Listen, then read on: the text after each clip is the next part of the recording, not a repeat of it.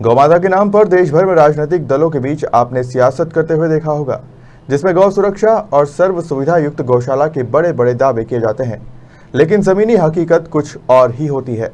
आज हम धार जिले के सादलपुर के ऐसे गौभक्त से आपको मिलाने जा रहे हैं जिन्होंने गौवंश की सेवा और उनकी सुरक्षा की न सिर्फ जिम्मेदारी उठा रखी है, बल्कि गौशाला में मौजूद सुविधा देखकर आप भी आश्चर्यचकित हो जाएंगे।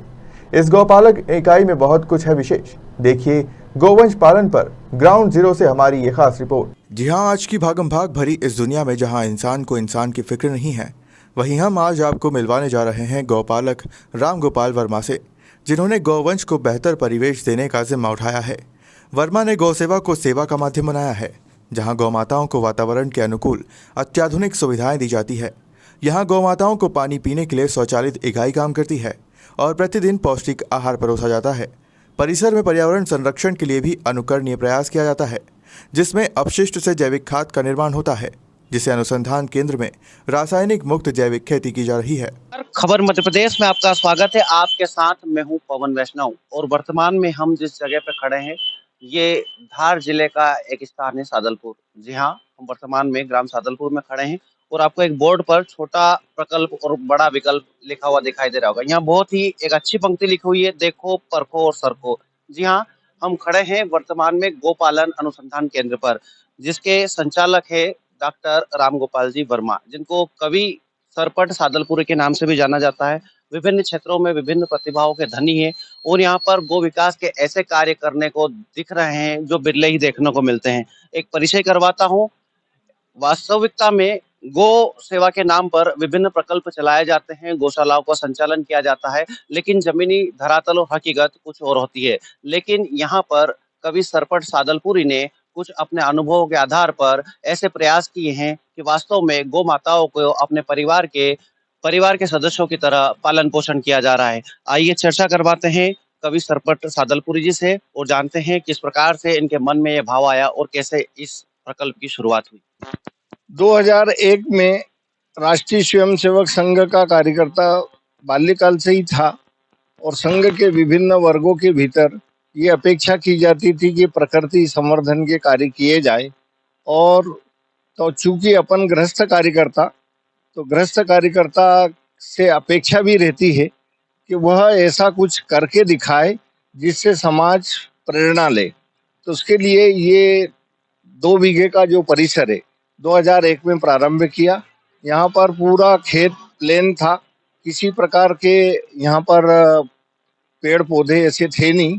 तो 2001 में यहाँ एक छोटी सी नर्सरी प्रारंभ करी और उसमें पौधे यहाँ से और विक्रय करके देने शुरू हुए। और उसी साल जैविक खेती किसान अपनाए, उसके लिए और जैविक खेती का यहाँ पर नाडेप पद्धति से खाद बनाने का काम शुरू किया, जिसका मुख्य आधार है कचरा। तो एक चूंकि मैं कवि हूँ और कवि शैली में ही लोगों से अपील की कि मैं तुम्हारी बंजर भूमि को फसल से लाद दूंगा, तुम मुझे कचरा दो, मैं तुम्हें खाद दूंगा। और वो दिन है कि आज का दिन, हर साल औसतन 10 से 15 ट्राली खाद छना हुआ वैज्ञानिक पद्धति से बना हुआ खाद यहाँ निर्माण होता है।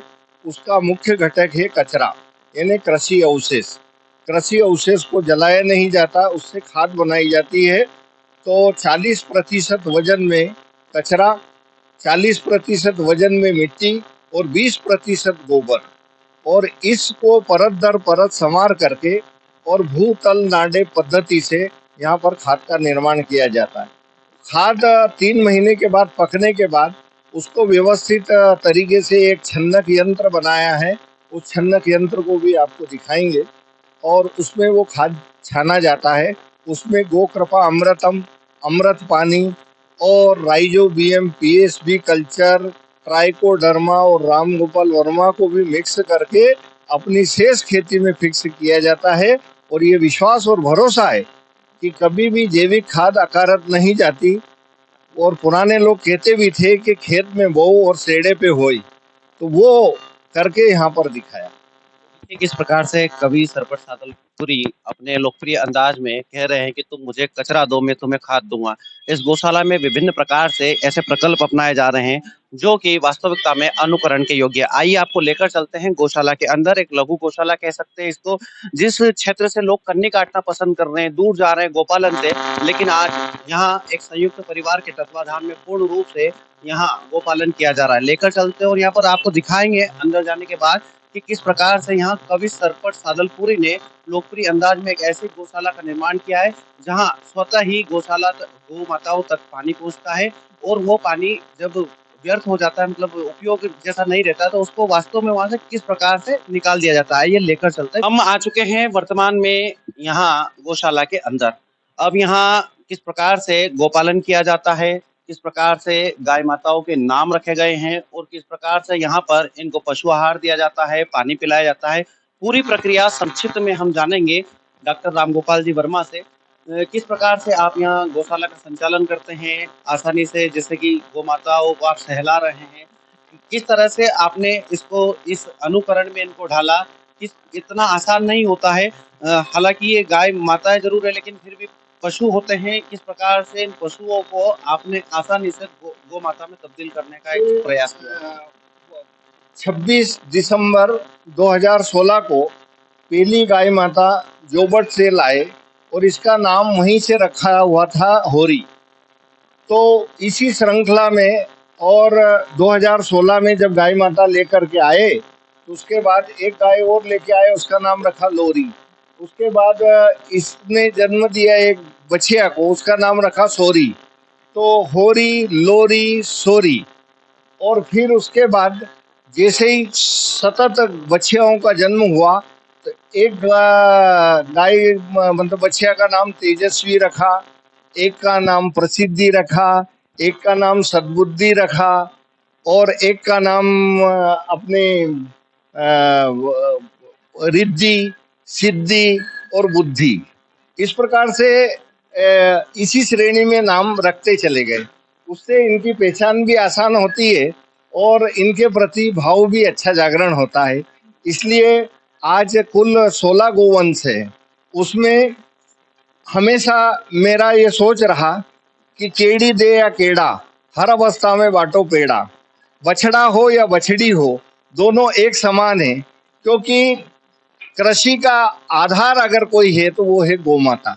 और केड़ा भी पोटा देता है, केड़ी भी पोटा देती है, गाय भी पोटा देती है, उसका मूत्र भी काम आता है। तो गोबर में लक्ष्मी जी का वास होता है। इसलिए किसी प्रकार का हेद भेद न करके प्रतिदिन ये जो सिलसिला चला कि 26 दिसंबर 2016 से आज तक अखंडित रूप से प्रतिदिन गाय माता को पका हुआ भोजन ही कराया जाता है। और सभी को आयु के हिसाब से कम ज्यादा हो सकता है, लेकिन किसी के साथ हेद या भेद नहीं किया जाता। दूध दे कि वो मूत दे, हर अवस्था में उसको समान रूप से पोषण आहार यहाँ पर दिया जाता है। और कुल 13 प्रकार के तत्व एक साथ गाय माता में 24 घंटे के भीतर और के लिए चला जाए, इसका पूरा प्रबंधन किया गया है। अब बाटे का निर्माण कैसे किया जाता है ये विस्तार से मैं आपको आगे वहाँ जहाँ से यूनिट काम करती है हम जानते हैं डॉक्टर साहब से, और ये बताएंगे कि किस प्रकार से यूनिट काम करती है।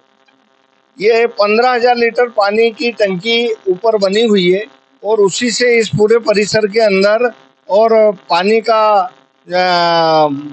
उपयोग होता है। और व्यवस्थित ढंग से ये स्वचालित गाय माता को पीने के पानी का प्रबंधन है।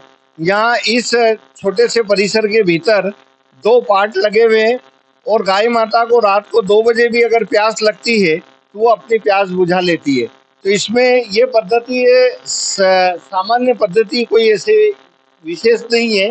विभिन्न अनेक गौशालाओं में ये व्यवस्था संचालित हो रही है। तो अपने सुंदरेल के एक सचिन जी पाटीदार है और बड़े इंजीनियर है इस विषय के, उनसे ही ये व्यवस्था बनवाई है। तो यहाँ पे एक गेंद है और गेंद जैसे गाय माता पानी इस पार्ट में से पीती है और कम पानी होता है तो स्वतः ही उस लेवल के लिए ये गेंद तैयार रहती है और स्वतः ही ये पानी इसमें आना शुरू हो जाता है। और जब इसको पार्ट को धोना रहता है तो बाहर एक वाल लगा हुआ है, उसको खोल देते हैं, पूरे पार्ट खाली हो जाते हैं। और आम तौर पे हमने देखा होगा कि नाना प्रकार की गौशालाएं हमने बड़े बड़े बजट की भी देखी है, सामाजिक कार्यकर्ता भी कामकाज करते हैं, सब अपने अपने हिसाब से कुछ भी नवाचार करते हैं, लेकिन यहाँ नवाचार नहीं करते हुए सिर्फ सोच बदलने का काम किया है। कुछ अलग से करना ऐसा कोई भी भाव नहीं है। आम तौर पे गाय माता को प्रकाश की आवश्यकता होती है, फिर वर्षा अधिक होने पर और पानी की बौछारें उन पे ना आए अकस्मात, वो व्यवस्था रहती है। ठंड के समय ठंड ना आए उसकी व्यवस्था रहती है, और दिन भर उसमें गौशाला के भीतर उजाला रहना चाहिए। इस भाव को ध्यान में रखते हुए तो जिस प्रकार से हम एक शोरूम पे जाते हैं और जनरल स्टोर पे जाते हैं, तो वहाँ बड़े बड़े अच्छे सुंदर तरीके के कांच खिड़कियाँ लगाई जाती है। तो अपन ने ये 4 लेन रोड पर ये गौ माता का एक प्रकार से शोरूम तरीका ही है कि यहाँ पर ये कांच लगाए हुए। इसका बड़ा भारी लाभ है कि अभी जैसे ठंड का समय आ गया, ये हम कांच बंद कर देंगे, लाइट आती रहेगी लेकिन ठंड नहीं आएगी। जब खूब पानी आता है, चारों तरफ का कोई भी दिशा से पानी आए, उस समय संबंधित कांच बंद कर दो तो अंदर पानी नहीं आता। उसी प्रकार से तेज गर्मी के समय जब 45 डिग्री टेम्परेचर आता है, उस समय ये दिन में हम कांच बंद कर देते हैं, तो लू का लपाटा गाय माता को नहीं लगता। इस प्रकार से ये बहु उपयोगी ये कांच का प्रबंधन है। ये कोई दिखावा नहीं है, ये सिंपल एक साधारण गौ माता के प्रति की व्यवस्था है, और इसको इस रूप में हमको समझना चाहिए। ये ग्रेनाइट लगा हुआ, आज हम अपने जीवन के लिए हमारा अच्छा कमरा हो, हमारा बाथरूम में अच्छी से अच्छी और स्टोन लगे, उसके लिए हम दीवाने हो जाते हैं, लेकिन गाय माता की उपेक्षा ये देखी नहीं जाती। तो आज अपन कैसे में भी रह लो मंजूर है, लेकिन गाय माता और बहुत शुद्ध और अच्छे स्थान पर होना चाहिए, जिससे कि गौ पालन के प्रति लोगों का भाव, उनका संकल्प और मजबूत हो, उनको हिम्मत मिले। इसके लिए ये प्रबंधन है। इस प्रकार से यहाँ डॉक्टर रामगोपाल वर्मा जी ने एक प्रबंधन किया है, जिस प्रकार से घर के व्यक्तियों के प्रबंधन का सुचारू समन्वय हो, यहाँ गौ माताओं के लिए हर मौसम में वातावरण अनुकूल बन सके। इसके लिए इन्होंने यहाँ पर ग्रेनाइट भी लगाए हैं, यहाँ कांच भी लगाई है, खिड़कियाँ लगाए हैं, वेंटिलेशन लगाए हैं, साथ ही यहाँ पंखा भी लगाया हुआ है। यहाँ पर वे सारी व्यवस्थाएं की गई है जिससे कि इन गौ माताओं का जीवन आसान और सरल हो सके। इस क्षेत्र में इनके द्वारा हल्दी की, जो कि बहु उपयोगी और बहुत ही गुणकारी होती है, उसकी भी खेती की जाती है। चर्चा करते हैं क्या इसके उपयोग होते हैं, किस प्रकार से इसका उत्पादन होता है और रासायनिक पदार्थों की तुलना में कैसे ये श्रेष्ठ होते हल्दी का उपयोग सर्वविदित है, आयुर्वेद में इसका बहुत उच्चासन प्राप्त है, और अभी बीते कोरोना काल में हल्दी की अपेक्षा दूध में घोल करके पीने की और बात कही जाती है, और कई लोग लाभान्वित भी हुए हैं। तो बीते 16 वर्षों से इस अपने जैविक कृषि परिक्षेत्र में और जैविक हल्दी का हर साल बोया जाता है, और यह फसल 9 माह में आती है। तो किसान और जो भी इसकी उन्नत खेती करना चाहता है, वो यहाँ आकर के देखता है, परखता है, वह भी स्वयं सरकता है। इसी भाव से लगातार अपन इस खेत के भीतर अपना जो जैविक खाद डाल के और यह हल्दी की फसल ली जाती है।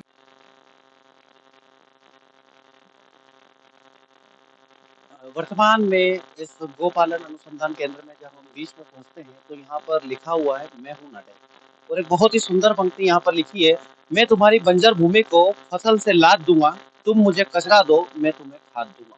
जी हाँ, ये डॉक्टर रामगोपाल वर्मा जी के दिमाग की उपज है। इतनी शानदार पंक्तियाँ कवि है, और जानते हैं हम इनसे कि किस प्रकार से व्यर्थ अपशिष्ट पदार्थों से यहाँ जैविक खाद का निर्माण करते हैं और क्या इसका उपयोग होता है, क्या इसकी भूमि की उर्वर क्षमता को किस प्रकार से ये बढ़ाता है।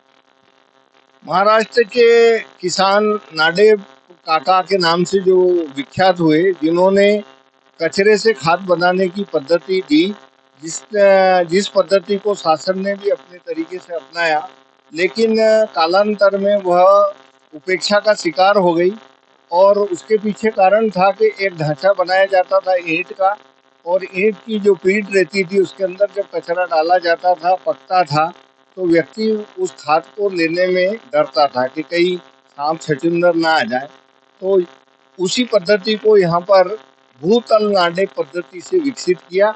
उसमें जितना भी फार्मूला है वो नाडेप काका का ही है। 40% कचरा यानी कृषि अवशेष, 40% मिट्टी वजन में और 20% गोबर, परत दर परत इसको संवार करके और भूतल नाडेप का निर्माण हो जाता है और 3 माह के भीतर अच्छी सोंधी सुगंध वाली खाद तैयार हो जाती है। जो सारे 16 तत्व जो फसलों के लिए आवश्यक होता है वो सब जो है और उपलब्ध करा देता। 16 तत्व जो फसलों के लिए आवश्यक है।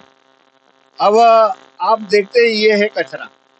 इसके प्रति आमतौर पे लोग बाग अपने कृषि अवशेष के समय और आपाधापी में और उसमें आगकाड़ी लगा देते हैं। ये सोने की कतरन से भी ज्यादा कीमती है। मेरा ये मानना है कि यदि एक तगारी सोने की कतरन किसी पेड़ के गुड़ाई करके डाल दोगे तो 8 दिन में सूख जाएगा, पर इसकी कतरन अगर आधी तगारी भी डाल दी तो वो पेड़ पुष्पित हो जाएगा, हरा हो जाएगा और अच्छा फल देगा। तो इसके अंदर बहुत गुण है, क्योंकि गोबर भी अगर बनता है तो गाय माता कचरा बग्गा यही खाती है और 24 घंटे के भीतर वो गोबर के रूप में हमको पका पकाई खाद दे देती है। आज उसी का ये नमूना है जिसको हम भूतल नाडेप के रूप में जानते हैं। और बीते 22 वर्षों से यह कचरे की साधना इस परिसर के भीतर चल रही है और औसतन 10 से 15 ट्राली खाद छना हुआ पूरी पद्धति से, वैज्ञानिक पद्धति से और यहाँ पर खाद बनता है। आपने ये दिखाता हूँ मैं।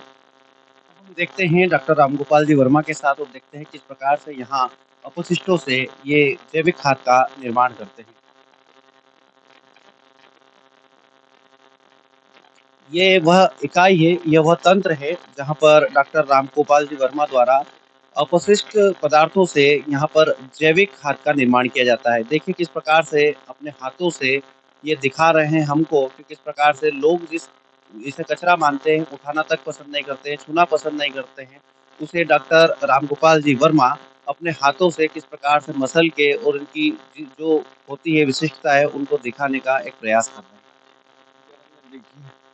देखिए कचरा कोई भी हो, कृषि अवशेष चाहिए वनस्पति, और वनस्पति की स्थिति ये है कि यदि उसको गड्ढे के अंदर समाया जाएगा तो वो सड़ता है और सड़ा हुआ खाद कोई खाद नहीं कहलाता है।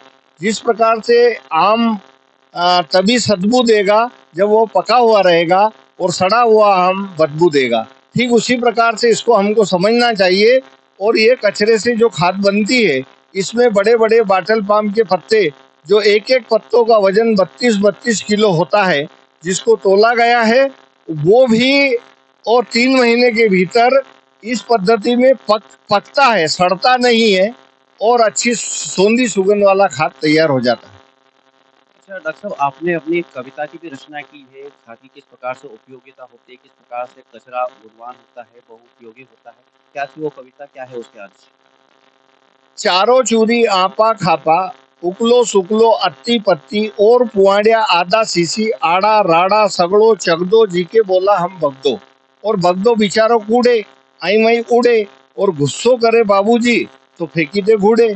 और लोग बात कही कि घोड़ा में पड़ी जाए तो के परबारो सड़ी जाए, और सड़े तो बासे, कोई चबदे नाक और कोई खासे।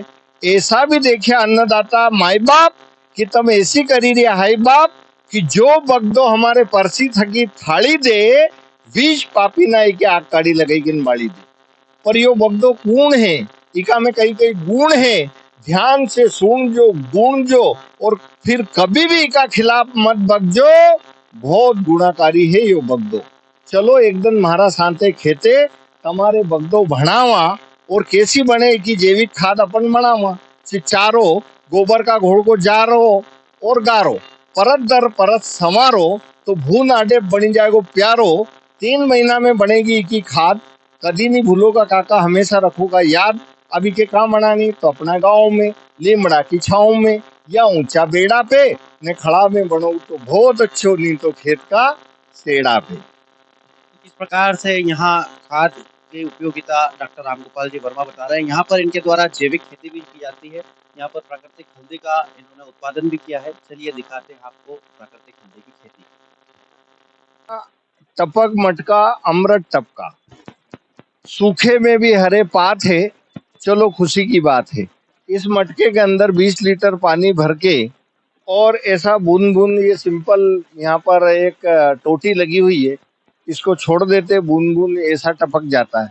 तो प्रेरणा जगाने के लिए मटका लगाया है। वैसे तो ड्रिप इरिगेशन शब्द विख्यात है, लेकिन व्यक्ति बहाने करता है कि मेरे पास पानी की कमी है, इसके कारण पौधा नहीं लगाता हूँ। अरे भैया, तेरे पास घर पे एक आधा मटका भी हो तो तू पौधा लगा सकता है, और ऐसा मटका अगर फिट कर दे तो उसको आजीवन जल की आपूर्ति भी की जा सकती है। जब डॉक्टर रामगोपाल जी वर्मा की गौशाला के अंदर हम पहुंचते हैं तो यहाँ पर अंत में एक अद्भुत नजारा दिखाई देता है। यहाँ पर 16 से अधिक गायों का पालन इनके द्वारा पूरे पारिवारिक सदस्यों के रूप में किया जाता है। एक खास बात कि इन सभी गौमाताओं को एक समान भोजन हर मौसम में दिया जाता है। न दूध देने वाली गाय को कम, न दूध देने वाली गाय को ज्यादा, सभी को समान रूप से। हालांकि उम्र आयु के अनुसार वो जो आहार रहता है वो कम या ज्यादा हो सकता है, लेकिन पूरे 12 महीने सभी गायों को एक समान पोषण आहार इनके द्वारा दिया जाता है। चर्चा करते हैं और जानते हैं किस प्रकार से गौमाताओं का पालन यहाँ पर किया जा रहा है। साथ ही यहाँ नंदी के रूप में जो केड़े होते हैं उनको भी अब बड़े होने की ओर अग्रसर है। अभी अपना ये संकल्प है कि जो गो पालन का जो साधना यहाँ चल रही है, उसमें मूल रूप से, जैसा कि अभी आपने बताया कि यहाँ पे सभी को समान रूप से पोषण आहार, प्रतिदिन पका हुआ भोजन ही दिया जाता है। किसी के साथ हेद या भेद नहीं किया जाता है। केड़ी हो या केड़ा हो, सभी को समान रूप से पोषण आहार, जो पोषक तत्व होते हैं, 14 प्रकार के पोषक तत्व गाय माता को प्रतिदिन पके हुए भोजन में मिलता है। अब खास बात यह है कि आज इस गौशाला के अंदर हमारे 2 जोड़ी बैल जोड़ी यहाँ पर तैयार हो रही है। उसमें अभी 2 छोटे हैं और 2 बड़े हैं। उनका नाथ पुराने का कार्यक्रम संपन्न हो चुका है, और आगामी वर्ष में आप देखेंगे तो खेतीबाड़ी में लगने वाले जितने भी अत्याधुनिक बैल चलित यंत्र हैं, उनका भी नियोजन यहाँ पर किया जाएगा, और स्वयं करके दिखाने की जो बात है वो धरातल पर आपको नजर आने लगेगी। अभी आगामी लक्ष्य है कि एक अच्छी सुंदर सी बैलगाड़ी का निर्माण किया जाएगा, और हमारे सुबोध और सोमनाथ की जो बैल जोड़ी जो पहली है, वो शीघ्र अतिशीघ्र सड़कों पे दौड़ती हुई आपको नजर आएगी। बहुत ही सराहनीय और प्रशंसनीय कार्य आपने किया है। काफी लोग इस क्षेत्र से दूरी बनाते नजर आ रहे हैं, लेकिन आपने जो विभिन्न क्षेत्रों में काम करने के बावजूद इस क्षेत्र में काम करने का एक सराहनीय प्रयास किया है। खबर मध्य प्रदेश के दर्शकों और आम जनों को क्या संदेश देना चाहेंगे जिससे कि वो इस क्षेत्र से जुड़ सके? आमतौर पे जब गोपालन की बात आती है तो अच्छे संपन्न किसान हो या शहर में रहने वाला संपन्न व्यक्ति हो, वो चाहता तो है कि मेरे घर में प्रतिदिन देसी गाय माता का दूध आए, मैं घी का वापर करूं। लेकिन जब गो पालन की बारी आती है तो इसको बहुत कठिन मानता है। उसके पीछे कारण ये है कि हमारे जो बीते कालखंडों में गो पालन एक हेय दृष्टि से देखा जाने लगा। उसको सरल रूप में यहाँ पर किया, और इसके पीछे सिर्फ सोच बदली है, और सोच बदलने से समझ बदल जाती है, और फिर व्यक्ति इसमें बहुत आनंद आने लगता है। गौ माता की इसके शरण में आने से ऊर्जा का संचार होता है, और गाय माता का सदैव आशीर्वाद मिलता रहता है, और अपेक्षा रहित भाव से गोपालन करना चाहिए। इसलिए जैविक खेती का भी आधार है और देशी गोवंश, और देशी गोवंश जब तक घर घर नहीं पलेगा तब तक इस देश का विकास नहीं हो सकता। और आज जितनी भी हम गौशालाएं देखते हैं, ये समाज के कुछ प्रतिनिधि लोग होते हैं जिनको गाय माता की पीड़ा होती है, और वो एकत्र आकर के एक गौशाला का सफल संचालन करते हैं। वहाँ भी गोवर्धन उनको उपलब्ध किसानों को होता है। पर मेरा ये सोच है कि किसान जब तक अपने घरों पर, अपने खेत पर, अपने खलिहान पर और गो पालन नहीं करेगा, तब तक उसकी खेती धरती माता बंजर होती चली जाएगी। और मेरा तो ये निवेदन है कि संपूर्ण देश में और जैविक खेती की गो आधारित खेती की तरफ और तेजी से कदम उठाने चाहिए। और आज सब लोग समझ चुके हैं कि जो हम अन्न खा रहे हैं, सब्जी खा रहे हैं, फल खा रहे हैं, वो पूरी तरह से जहरीला हो चुका है, जहरीला है। तो हमको अमृत तुल्य अन्न, सब्जी, फल अगर प्राप्त करना है तो वो सिर्फ और सिर्फ गाय माता ही हमको उपलब्ध करा सकती है। ये कटु सत्य है। आज नहीं ने कल गौ माता की होगी चल, और यही है देश के विकास का हल। प्रकार से यहाँ डॉक्टर रामगोपाल जी वर्मा एक सफल गो सेवक बनकर क्षेत्र में उभरे हैं। आपको बता दें कि आधुनिकता का युग चल रहा है, उसके बावजूद गौ माताओं को एक सुरम्य तरीके से यहाँ पालन पोषण का कार्य डॉक्टर रामगोपाल जी वर्मा के द्वारा किया जा रहा है। आप भी इस तरह से गोपालन कर सकते हैं। आपके डॉक्टर रामगोपाल वर्मा के इस पूरे काम पर क्या है राय, कमेंट बॉक्स पर जरूर बताएं। कैमरा पर्सन लाखन कसेरा के साथ बदनावर से पवन वैष्णव।